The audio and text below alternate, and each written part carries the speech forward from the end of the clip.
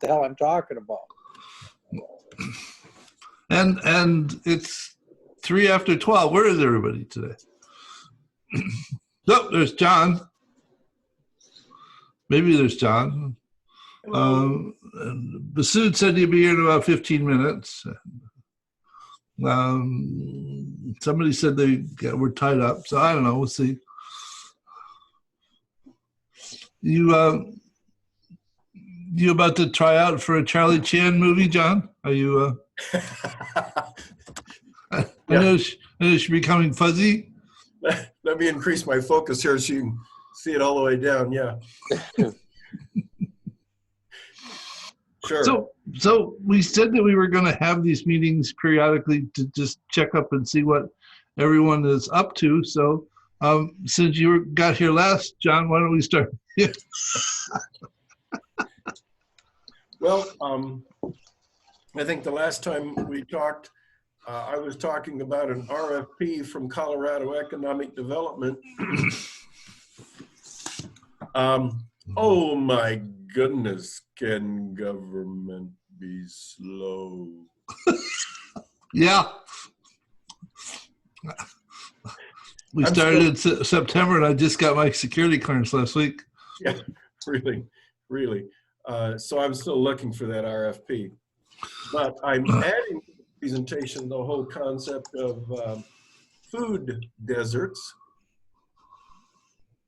And the map that I saw, I haven't been able to quantify it too well yet, but I'm working towards that. The map says that there's a huge irony involved because food deserts are terrible where the food is produced.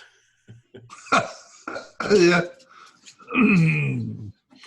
And the cobbler's children have no shoes and the roof roofs. Yes, and my suspicion is that any story that has any narrative that has irony in it is deserving of a detective effort. Welcome, Brian. People are reviewing what they've been up to the last month, so we're listening to John at the moment. Yeah, sorry, John, I'm late.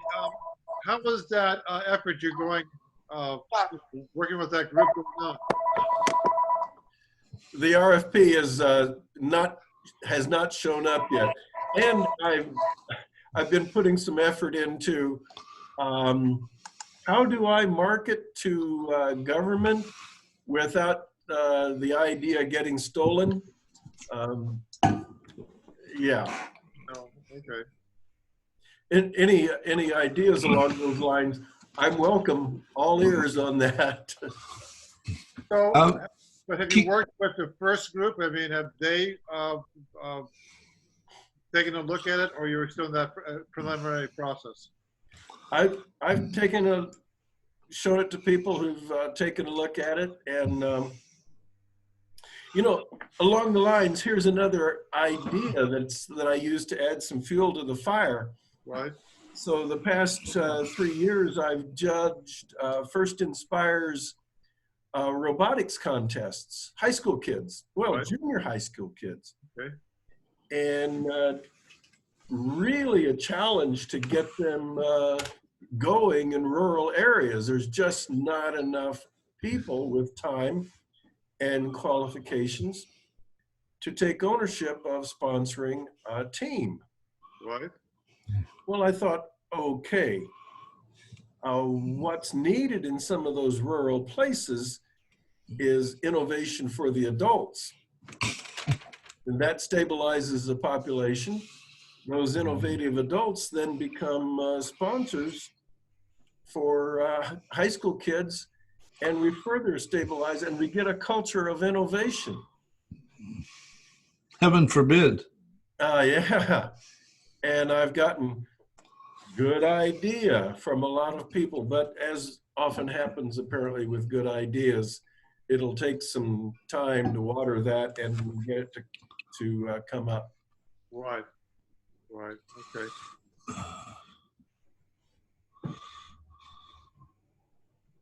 Gene, how come you're introduction map looks different on my computer than my interest. Yours is all bright green and yellow and pretty, and mine's all dull, and we're looking at the same thing supposedly.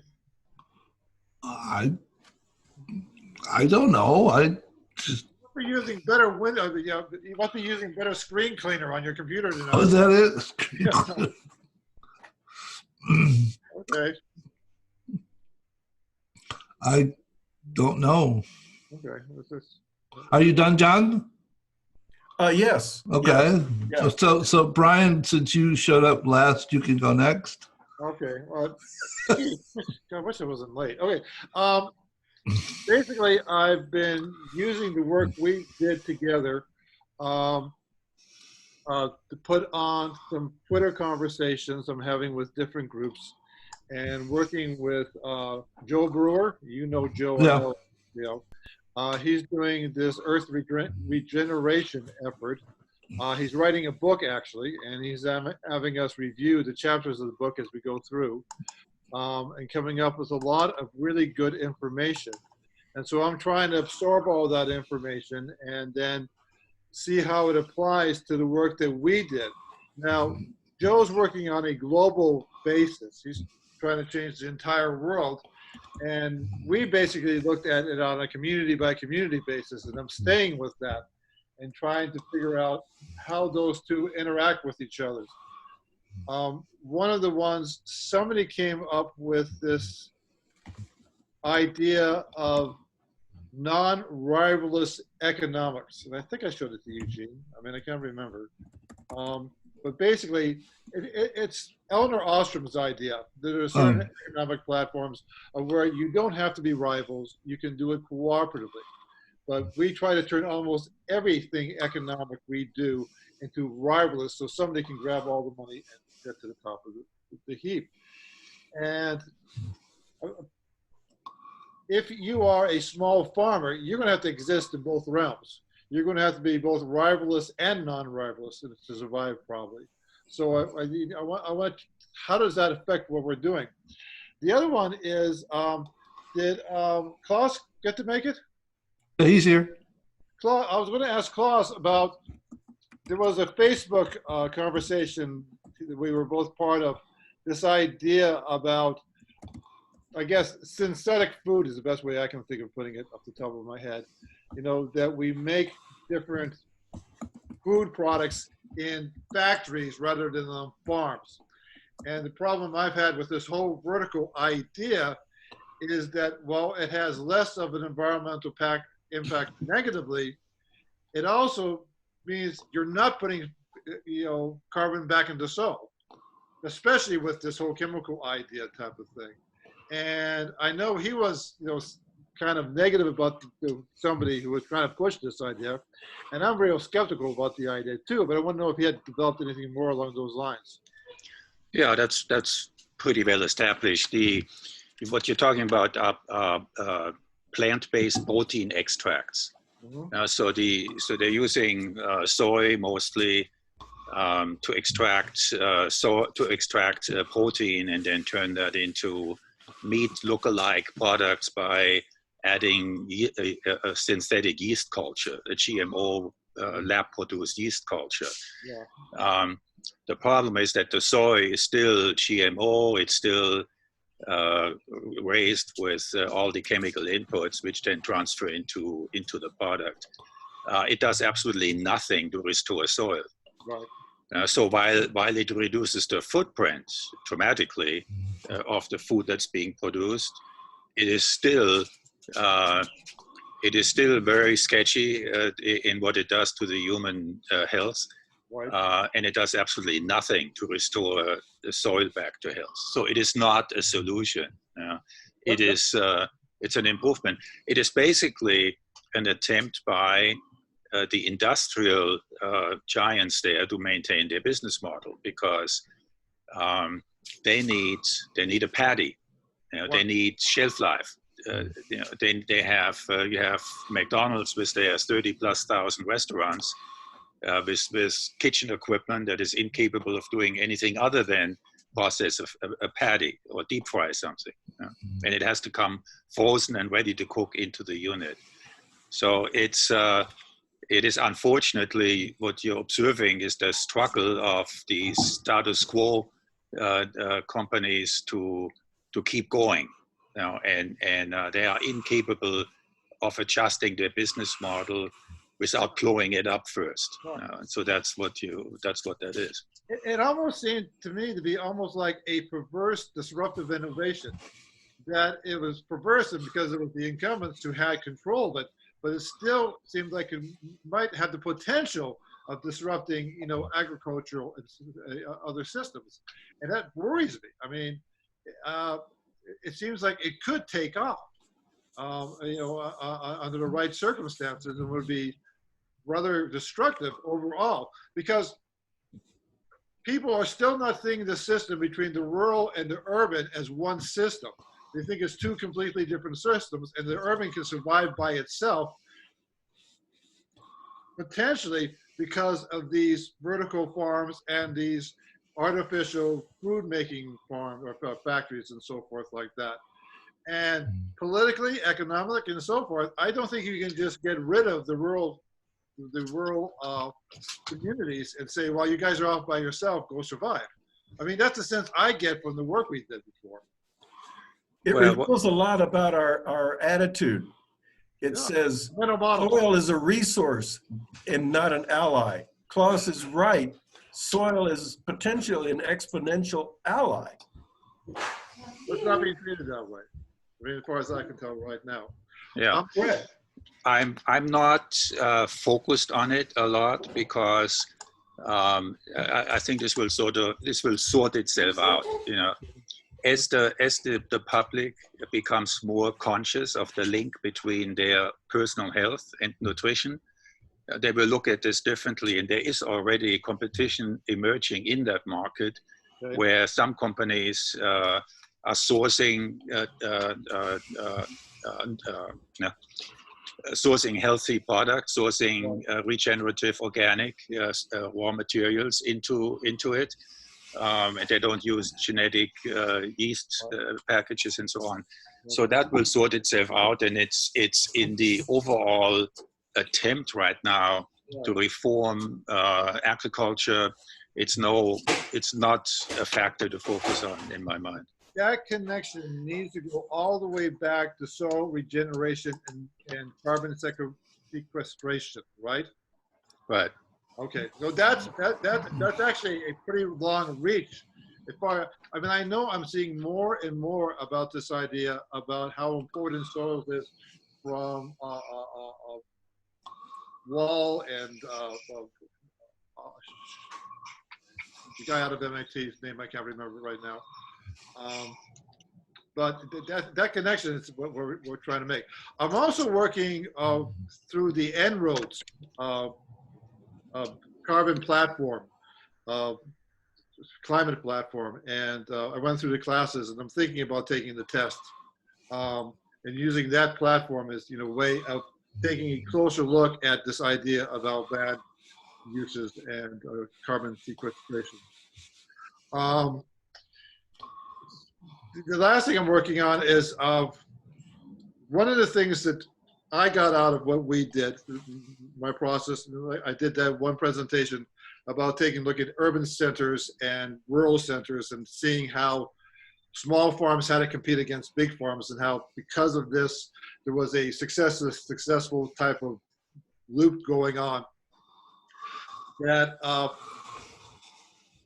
small communities are being kind of like bled dry because of the way our economic system is set up right now. And that organization that Gene introduced us to is the Rural Opportunities Institute, how they're trying to help communities in their area. And one of the things I've been interested in is asset-based community development, and having a tie between asset-based community development and systems thinking. And that's how this would relate to that too. So that's one of my other projects. Oh, I'm also looking at platforms. I'm trying to learn how platforms. So that's it for me. What do you mean platforms? There's this guy, a platform is where you put all these different things together and kind of serve as a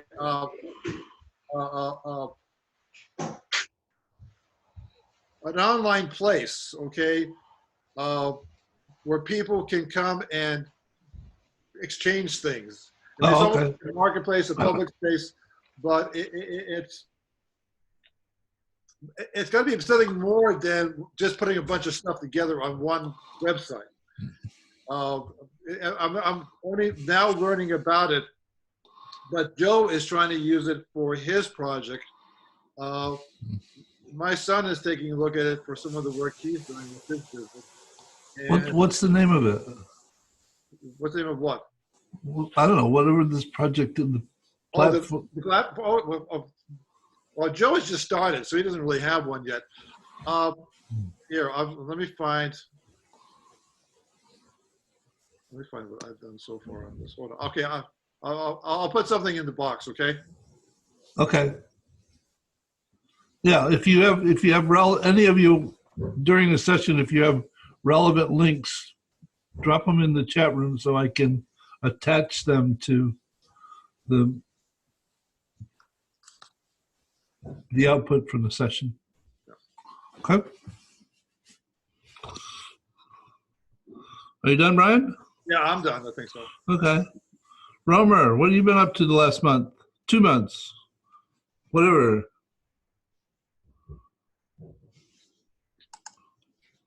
I unmuted you. Oh, hi. Hi, guys.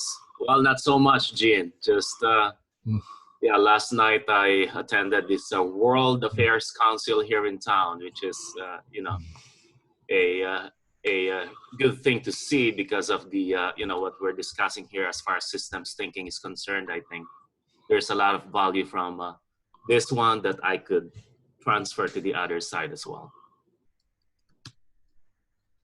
And for the other most of the 2 months, you haven't done anything? Amazing. That's a good question. That's okay. Whatever you wanted to share. Right. Well, busy with the 2 kids here, and well, a lot of I've been diving into some you know, continuous learning thing, and I've engaged with John for a little bit. So we had some good emails going back and forth last time. So hopefully, John, you found some value in it. Okay. All right. Robert, would you like to go next? Oh, okay. Yeah. Well, I sent. I think it came through. I sent a little bit. I'm basically working on trying to bring this Henri Bergson into the conversation, and the recent thing you just sent, I think, fits into it. His idea of creative evolution and the metaphor of how these things are always captured in a continuum of time, and the idea of when we take a narrative or a DNA molecule or any sort of thing, it gets inserted into a dynamic process rather than a process within a discrete amount of time. And that cuts right to, I think, what's going on, what went on in Cambridge Analytical, and now with the memes of Bloomberg, where they send out narratives and see what emotions get embedded on those stories, and then they go with those stories and create more of a collective awareness out of that. Now, the collective awareness, you know, that used to be pretty well defined in 150 people, and it wasn't like it was said. It was a cultural, I think, understanding that kept the tribe alive. And the difference then is this is hard to convey, but Bergson had it. The difference between the mechanistic virtual world that the internet brings to it and what consciousness is. Because the virtual reality is based on a mechanistic bits and bytes of information that that now the leaders of like a Facebook, etc., whether they know it or not, have been able to put the consciousness of the emotion onto those patterns that we find in the internet. So there's two different things going on: the physics of the mathematics of discrete time, and the process of evolution and of consciousness, which is always caught in the continuous flow of time. And there's a fella named Lee Smolin, who is a lead physicist, who I've been talking to about this and trying to get him to come down off of his silo and share this with the people that are doing the big research in functional MRI, such as George Northoff. So I'm trying to put these people that I'm communicating with, who are caught in the silos that don't think that there's anyone out there like us, that are trying to put the information together. The difference between what's going on in the virtual and what's going on in the interactions of human beings themselves. So that's about what I'm up to. Does it feel good? Yeah, it's fun. It's the most fun I'm having right now is connecting with a couple young people. I'm talking about 40 years old, who seem who are I would say in silo of, let's say, philosophy or physics or whatever, and they are successful because they have had their head down and not looking across to the other silos that are doing things like basically the old group of boys that we are, and ladies. And so, of course, no one has time to look at this, how this all comes together. And I think of it as like the intuition that the salesman had all along in putting emotions onto objects, and putting emotions onto memes or stories so that they could sell the product. And I think that's what we're captured in a metaphor. And the big thing is, no one even knows the real process that's really going on. And Bergson had that figured out 120 years ago. But it would take time to read some of the work he's done, or that's one of the things I just sent out. I think you might get a kick out of it. Well, like you said, people just don't have time. So you have to figure out how to compress it into something that you can get them to connect with in a very short period of time. It's sort of like if you taste something and you like it, you might eat some more of it. Right. And that's, but, that's what but don't tell me I have to eat this elephant before I taste it, okay? Right. And so here's the thread, and tell me when you want more. Okay. Yep. Klaus? Yeah, so I've been focused entirely on communication, getting that message out to a broader group. So in a nutshell, I have come to the belief that a conversation around climate change is an uphill battle. I'm a core team member with the Citizen Climate Lobby NGO. I'm a sector leader, food and agriculture for business climate leaders, and I'm a core team member for the Sierra Club Food and Agriculture. So I've been working with these groups now for several years, and I've been going to Washington to lobby members of Congress. It's a total waste of time. You cannot change anybody's mind on climate change because the public psyche has been so fixed, on rejecting out of hand any rational argument. But I think the entry is through food, because food is entirely emotional, food is entirely personal. So I tested the idea with business climate leaders by putting out a seafood-focused campaign where we have the impact of fossil fuels on the oceans defined. Now you basically have ocean acidification, which is preventing crustaceans from forming their shells. You have ocean warming, which is destroying the coral reefs, which produce a large share, over 20% of all seafood species originate in the coral reefs, plus 50% of our oxygen originates in the coral reefs, and already 30% of them are destroyed. And by 2050, forecast is 90% will be gone. And then the third part is the impact of synthetic nitrogen fertilizers, which create enormous damage in the oceans, visible from outer space. So that has become very successful. We have been pitching that to sports fishermen, to the seafood industry, to commercial fishermen in Alaska, in Maine, in the Gulf Coast.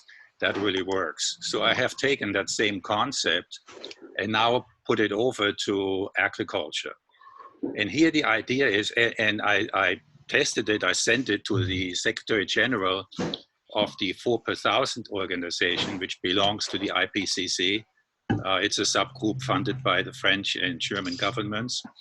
And he sent me back an invitation to pitch it at the regional conference in Montreal next month, which is a group of 80 NGOs that will gather to develop strategy around soil, basically around, because 4 per 1,000, if you remember, is the organization that says if we can add 4 parts per 1,000 into soil each year, we can basically neutralize the carbon output of humanity.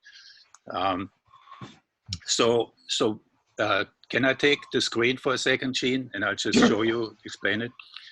Okay, you got it. so, all right, I'm going to share, and all right, so let me pull this thing up here. So the way we structured this here, and this is still in review, I'm actually working with a group of scientists from Citizen Climate Lobby, agricultural scientists and farmers who are going through this thing right now to make sure that everything is solid and I don't say things that can be challenged. So this is coming back to Cambridge Analytica. What they have done is taken a message and splintered it into 1,000 different pieces and then played pieces to specific audiences. So we have 3 risk factors here. I'm talking about environmental degradation, public health, and the need for carbon sequestration. And then I'm breaking this down here, environmental degradation. So for a farmer, now the loss of topsoil is so severe that basically we have 60 years of soil left based on current practices. Now we have already lost more than 1/3 of our topsoil. It just washes out because when soil loses its organic matter, it basically turns into sand. You have a rainstorm coming in and off it goes. The synthetic fertilizer one, and so that can be broken down into an entire presentation in and by itself. You can go and talk with farmers about, look guys, here's what's happening to your topsoil. Synthetic fertilizer runoff into streams, lakes, groundwater in the open seas is causing massive algae blooms, jeopardizing aquatic life. That's the argumentation where we created an entire presentation to people related to seafood.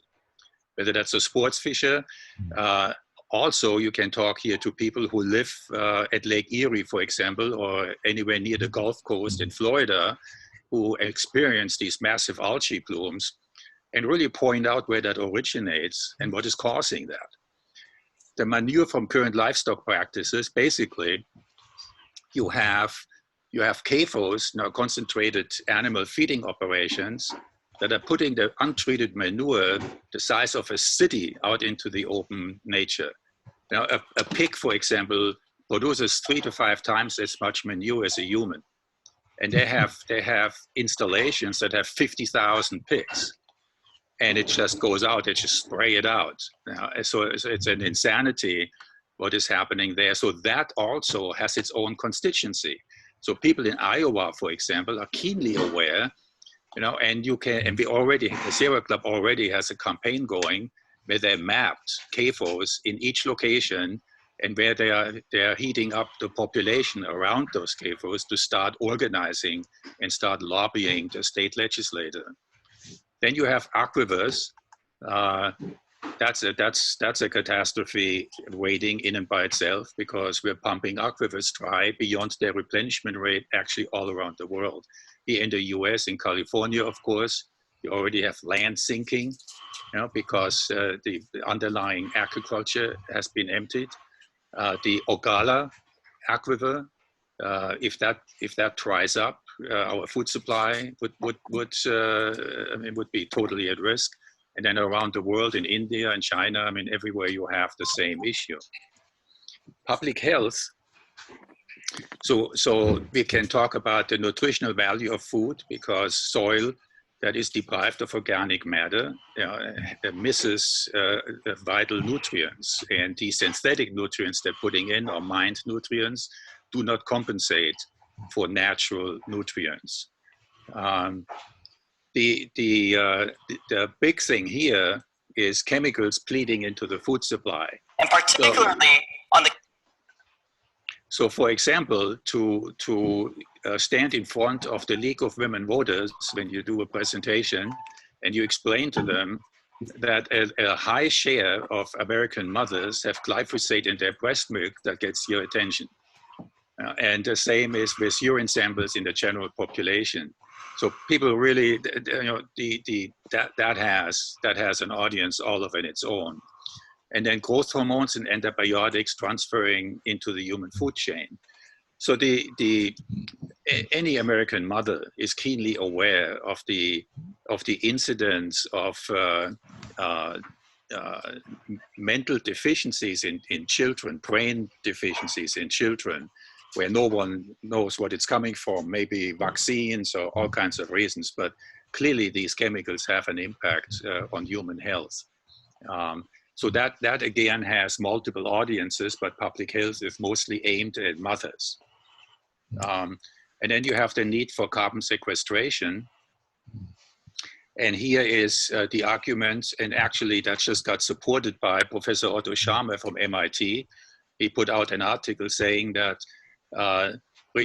regenerating agricultural soil could compensate 40% of global emissions. And if we incorporate open grasslands, we could actually recover 100% of emissions output. And then we switch here over to talk about regenerative organic agriculture and why that is the right thing to do. And that then allows a discussion around how do you identify what is regenerative organic? How do you go to a grocery store and know what it is that you're buying?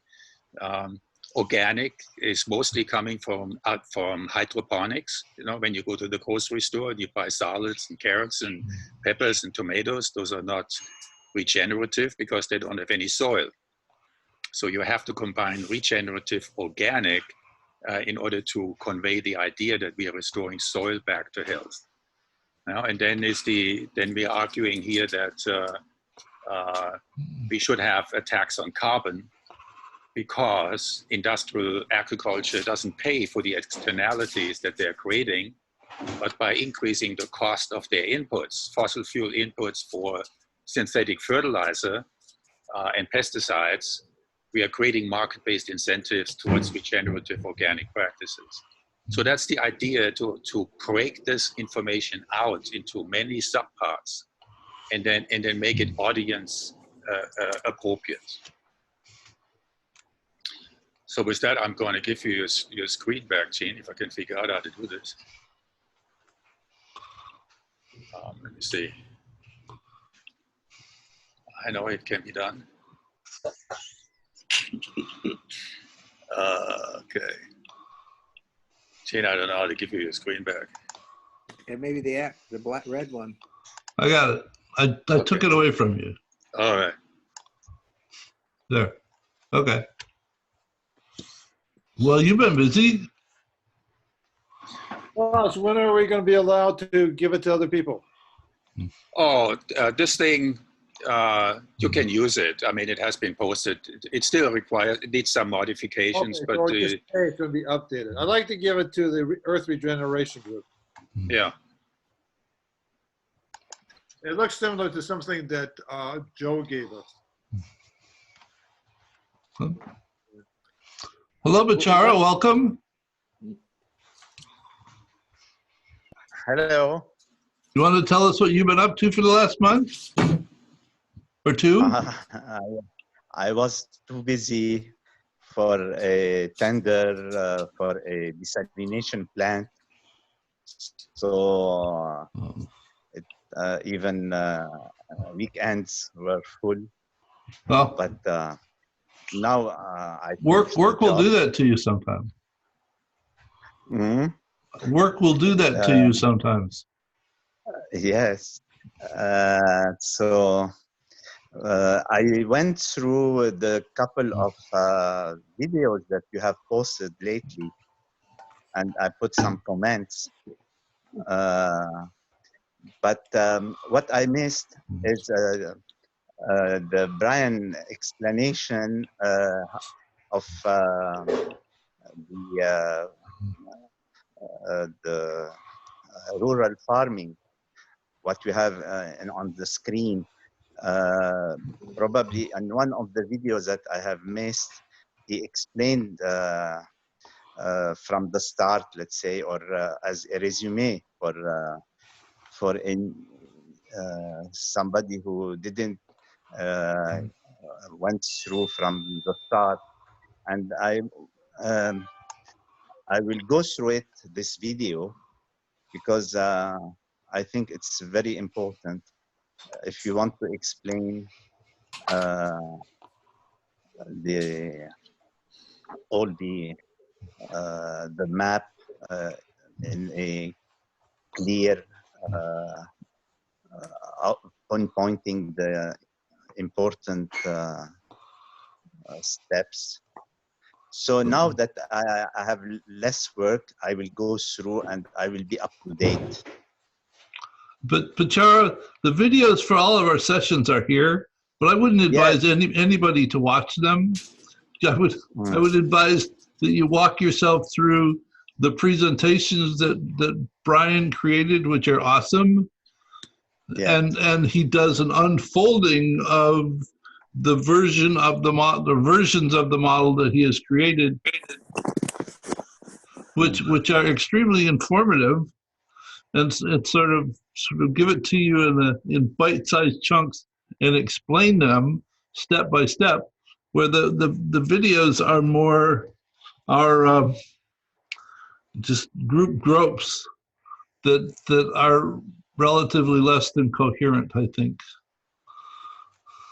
And also, I give lecture in a university for the 5th year students on system thinking, and they are agricultural students. So this is an excellent example. That's why I'm very interested to first to myself understand it and to show it to the student. That should mess up their mind. The showing them the presentations is probably better than show them the map for about a microsecond and say, don't think about this, look at the presentations. I mean, I have pointed a number of people to Brian's presentations because I think they're awesome. So. Good. Okay. Thank you, everyone, for your contribution. Okay. So I'll go last. And in terms of me saying that I was going to take time off, that lasted for about a week. So in terms of what I have done, I've revised a couple of models, and you may have seen them posted in various places. And then I connected with this person in New Zealand called Grant Simmons. Well, we've been talking for the past several years, but he's doing a project called trans regeneration, the transformation of any particular entity, town, state, whatever, to think about how do you think about taking whatever they're doing from where they are to being not a zero footprint, but actually doing regeneration. And I said maybe the group that we've been meeting on an ongoing basis would consider thinking about this for a while, and we can pursue that if it's of interest. The idea would be to take some entity and say, okay, what is this entity currently doing, and how would they go from where they are to actually being regenerative as opposed to the destructive nature they're currently doing. The other thing is, because I bill myself as a storyteller, I actually thought I should go read some more stuff about what it means to tell stories. So I'm reading Margolis's Story 10X book that just came out, I don't know, not too long ago, which I'm finding most interesting. That in conjunction with I don't know, the Heath brothers book Upstream, which will come out next March, will come out in March, which talks about, instead of trying to figure out how to solve the problem, how do you go upstream to actually dissolve the basis for the problem. I found the book absolutely marvelous and would recommend it when it comes out next month, called Upstream. I'll post some links. The other thing is, last couple of days, I've been having conversations with a person in the UK named Rick Davies, who developed this environment called Par-Evo, which claims it's an environment to develop stories about the evolution of situations, to do essentially scenario planning.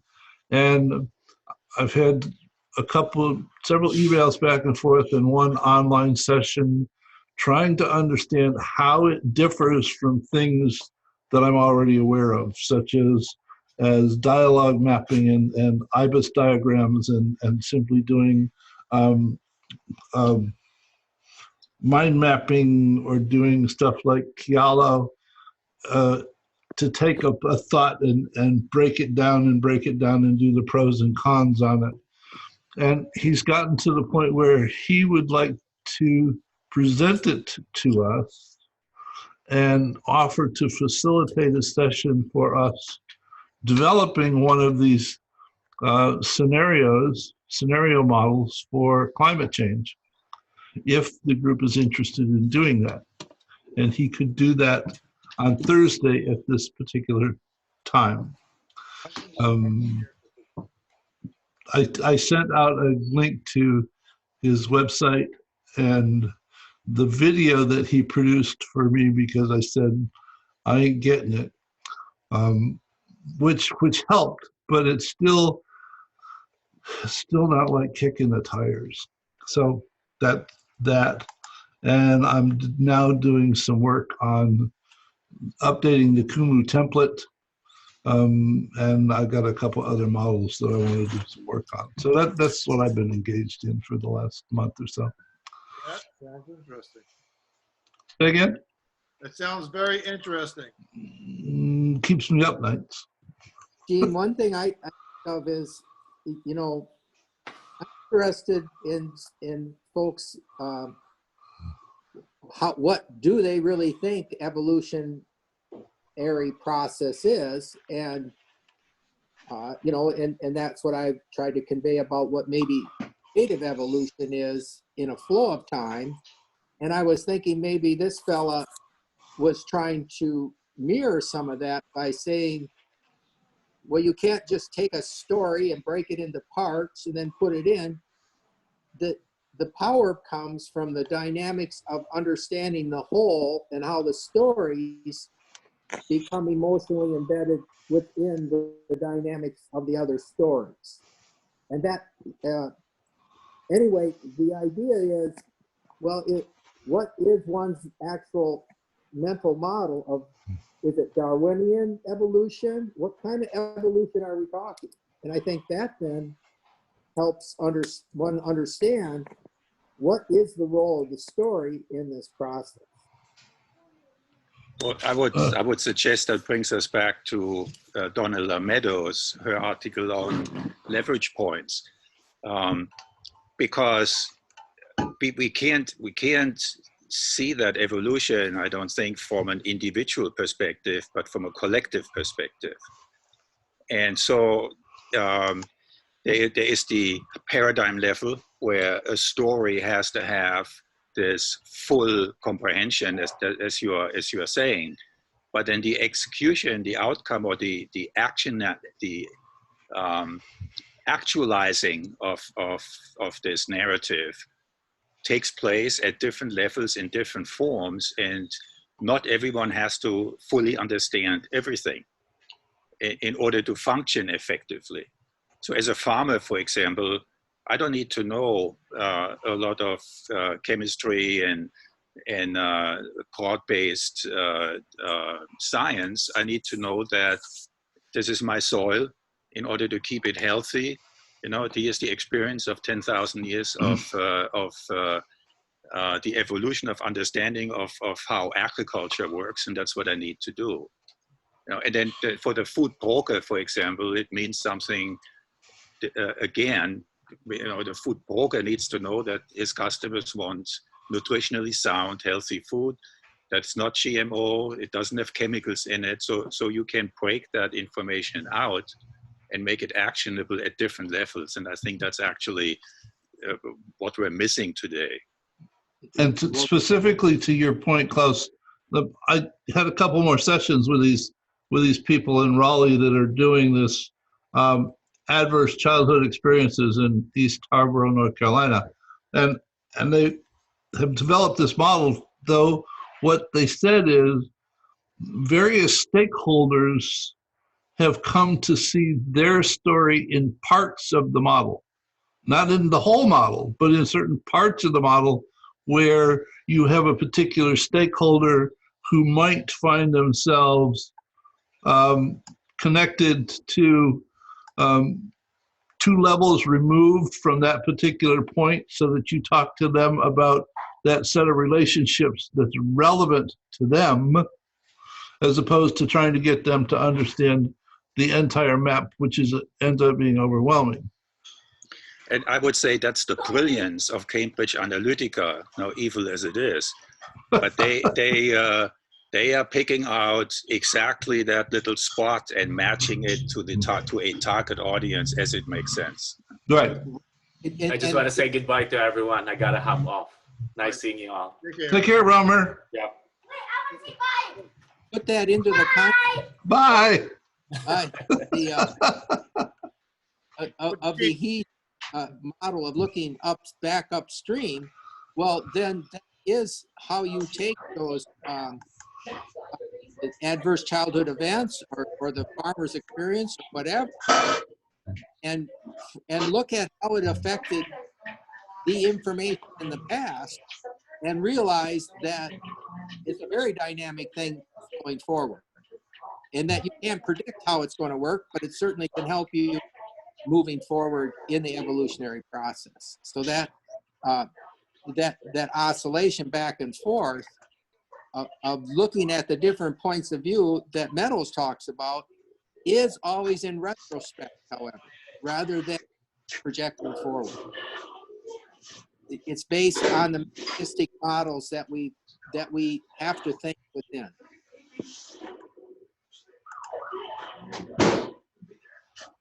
Okay. It is. And I don't know where to take that, but you're right.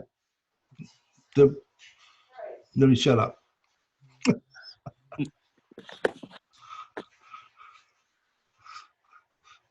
sometimes I just want to fill the space with words, and it's unwarranted.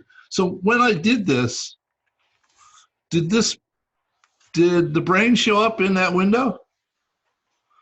No, Which window? gray one. Oh, yeah, I see. WIP at the top, and then Okay. it's there. Yeah, And then there's a blank space on the right-hand side.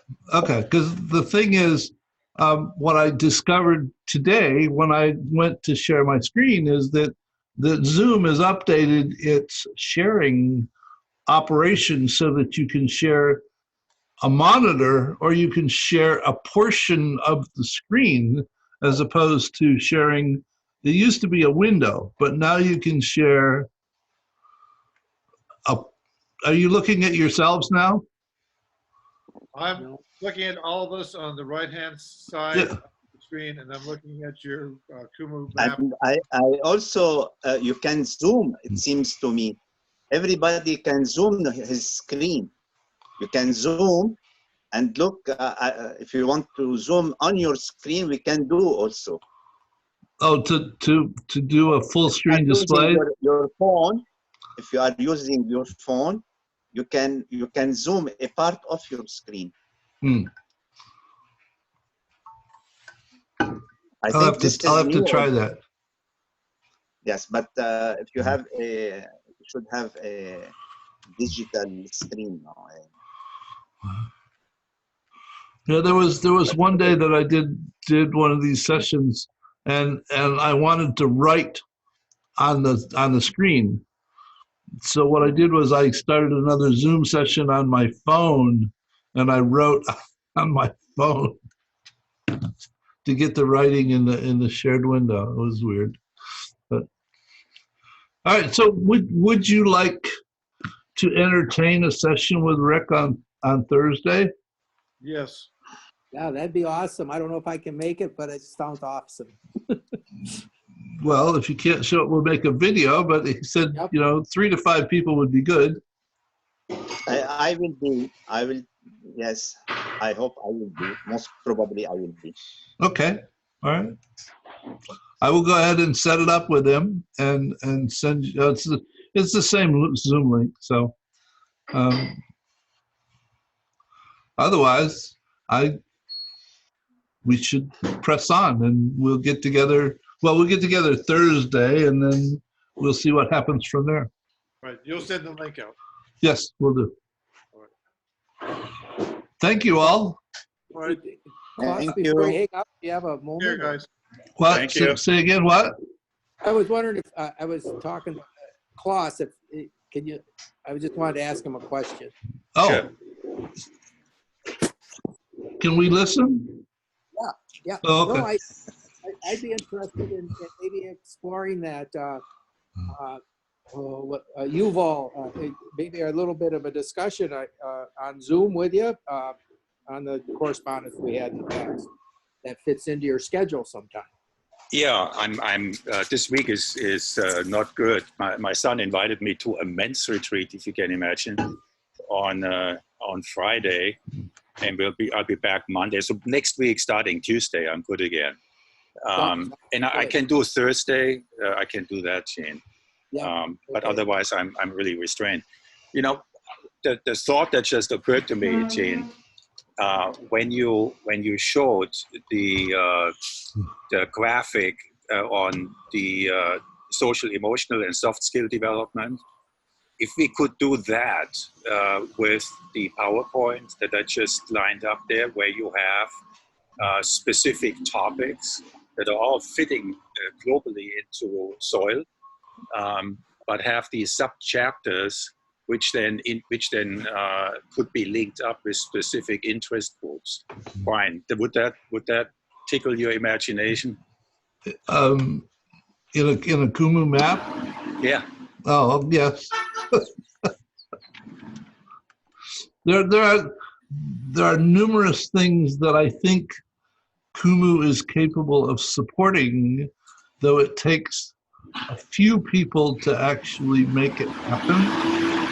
Though, I mean, I learned an enormous amount from our ongoing work trying to develop this particular nightmare.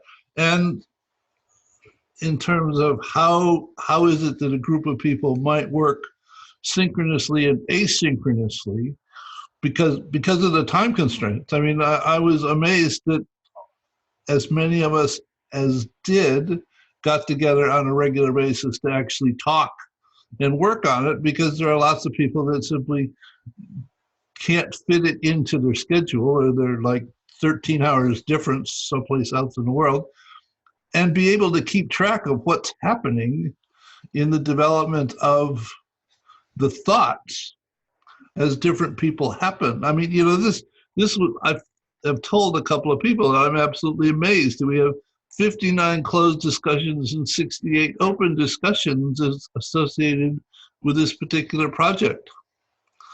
And they say, what? I mean, that's more than the ongoing daily thread in most of the discussion groups that I belong to. Yeah, I mean, I am, this is such a critical year, you know, in so many ways. And I truly believe that soil is the Achilles heel of climate change denial. You know, this is how you can get sideways into the conversation, get people really rallied up. Food is emotional, and we need to attach emotions to in a positive way to make any inroads here, to have a collective response to this thing that is unfolding around us. Mm-hmm. So I really like the way that Kumu can address these different subtopics, you know, and link them then to audiences, link them to target groups. Good. Okay. So maybe we could talk more about that in the next session. We could be the next Cambridge Analytical. Yeah. Yeah, why not? Do they still exist? I thought they went out of business. Well, no, but we could be. Oh. Okay. With some different name, probably. Yeah. Okay. You all have a good time, and I'll see you all on Thursday, hopefully. All right. Bye, all.